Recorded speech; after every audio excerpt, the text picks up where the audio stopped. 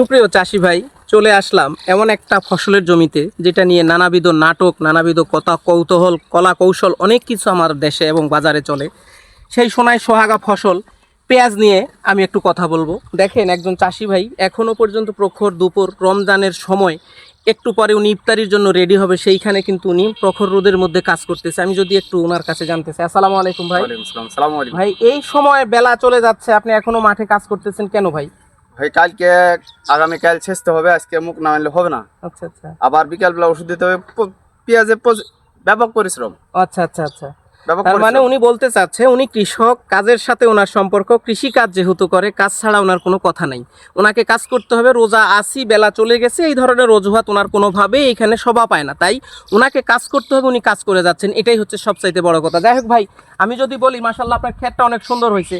আপনার এই পেঁয়াজ চাষের সাথে থাইকা কোনটা মনে হয় যে আপনার সবচাইতে কষ্টের সময়, আর কখন মনে হয় খুব আনন্দের সময়, যদি একটু বলতেন। পেঁয়াজের ভিয়ে বা যে কোনো খেতে যত খাটাখাটি কিছু মনে হয় না। বীজের দাম বেশি হলে মনে হয় না, সারের দাম তো এবার ব্যাপক বেশি। আচ্ছা আচ্ছা কিন্তু জায়গা দেখা যাচ্ছে যে সব জিনিসের দাম বেশি, কিন্তু বেচতে গেলে লিখছে না, সেমন বাজারে যায় মুখ কালো করে বসে চালাচ্ছে। এটাই সব আমার মনে হয় আপনাদের এই কৃষকের মনের আকুতি, মনের কাকুতি, মনের মিনতি, এগুলো আর আপনাদের বুঝতে বাকি নাই।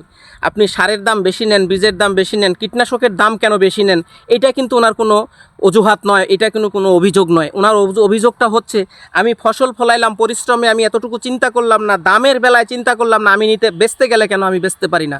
তাই আমার সরকারের প্রতি আকুল আবেদন, কবে সরকার বলবে কৃষক তুমি এগিয়ে যাও, আমরা আছি তোমার পাশে। আমার সরকারের মুখ থেকে এই কথাটা শুনতে চাই। আমার কৃষক ভাই, কৃষকের মুখের হাসি ফুটান, কৃষকের মুখের হাসি ধরেন।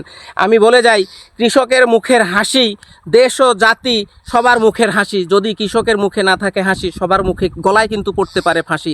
কৃষক যদি অবহেলায় এইরকম দাম না পেয়ে ক্ষেত ছেড়ে দেয়, ভাই এই দুর্লভময় বাজারে কিন্তু পেঁয়াজ এক সময় আপনারা কিনে খাইছেন, ঠিক এইরকম কিন্তু 100 টাকা কেজি দরে আবার কিনতে হতে পারে। তাই আকুল আবেদন রাখবো, বহিরাগত রাষ্ট্রের পণ্য মজুত করা আপনারা বন্ধ করুন, আমার দেশের কৃষককে একটু সহায়তা করুন, কৃষকের মুখের হাসিটা একটু ফুটিয়ে দিন। ধন্যবাদ।